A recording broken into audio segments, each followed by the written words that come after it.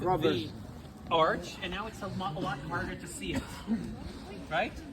Can you see an arch here? No. Yes. You can see a few stones sticking out, but it blends into the wall. When we look at it from above and roughly from the same layer, it's from the same height, it's easier to notice.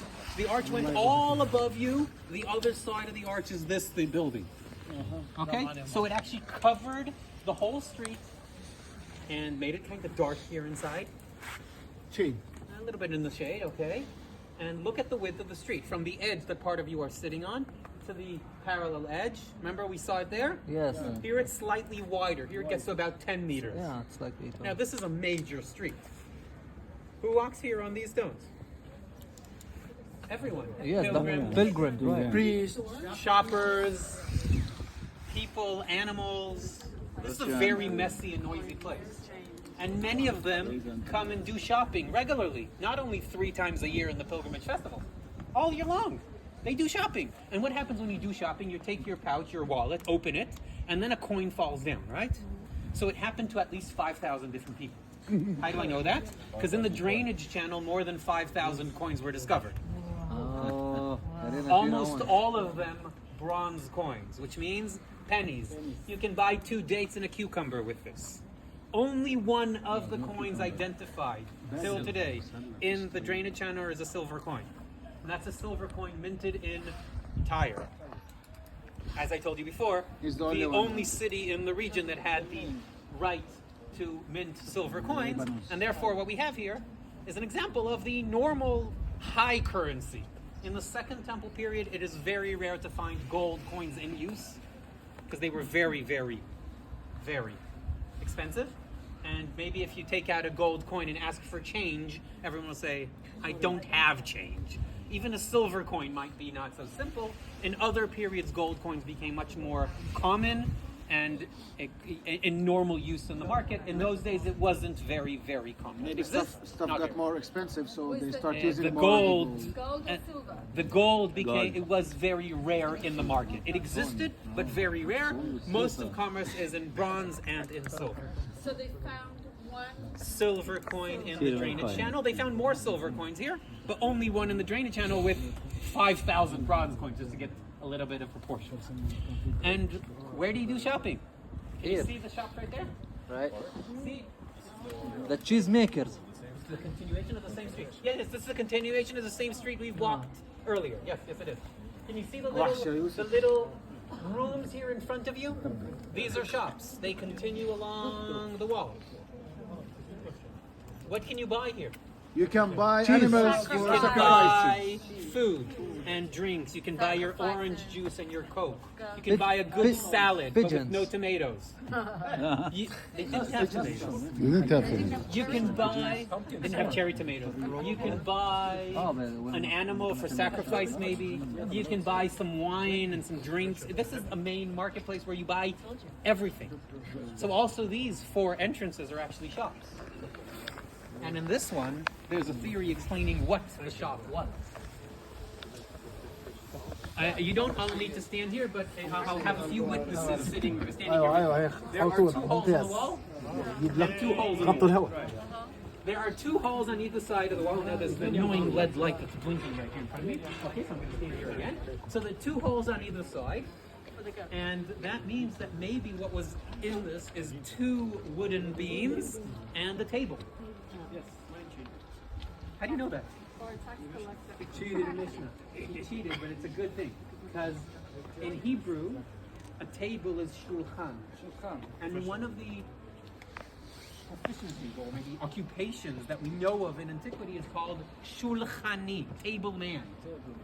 Almost all of us work today next to tables, right? In antiquity it was very rare. No one sits next to a table.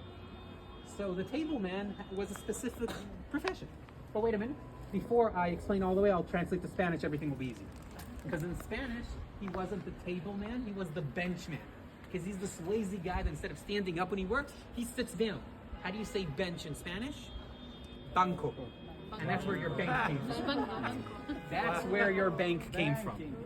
So here we have, again, a money changer. Why do I need a money changer? In the modern world, this question is very weird, because we all know, if I'm now going to Europe, I need to use the local currency, right? In antiquity, that is incorrect. You pay it outside. The coin is worth its weight in whatever metal it's made of. I don't care what the coin says. If it's a silver coin that weighs 7 grams, come down from there. If it's a silver coin that weighs 7 grams, I don't care if it was minted in Rome, in Athens, in Alexandria, or in Tyre. It's worth 7 grams of silver. I don't care what it says. If it's a bronze coin that weighs 3 grams, I don't care what it says. It's worth the same thing.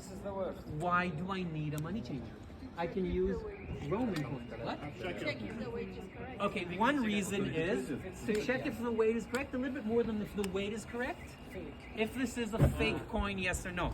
I am sorry to tell you that people cheated each other already 2,000 years ago. One of the funniest finds in an archaeological excavation that took place nearby Modi'in several years ago, they found a silver coin. When they looked at it, something was weird, and they noticed it's a silver-plated bronze coin. Which means they covered a bronze coin in silver. There's a very, very thin layer of silver. How can you check this? My weight? Burning it. Oh, by biting it. Give it a little bite. Very common in the gold coins, right? Same reason in antiquity, much more in the medieval period, but the same idea exactly.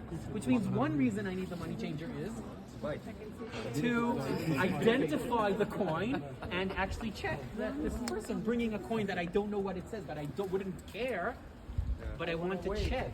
Now you think this guy does it for free?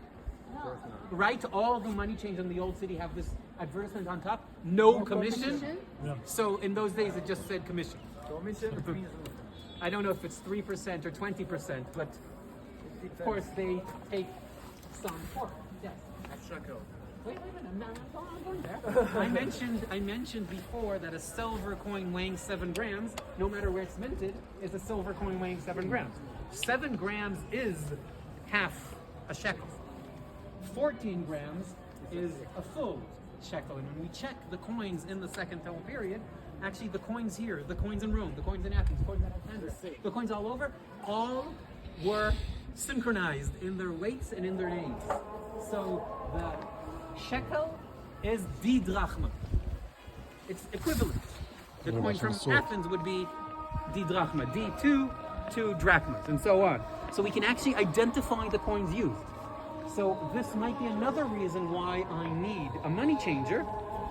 But please remember what I almost started our day with, that people send their donations from all over the world. Rarely did that actually happen right here.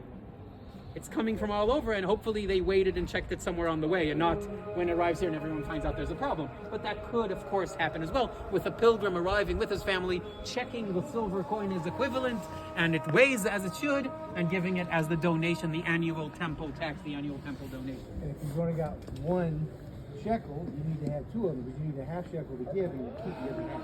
Is that changing? No, not at all.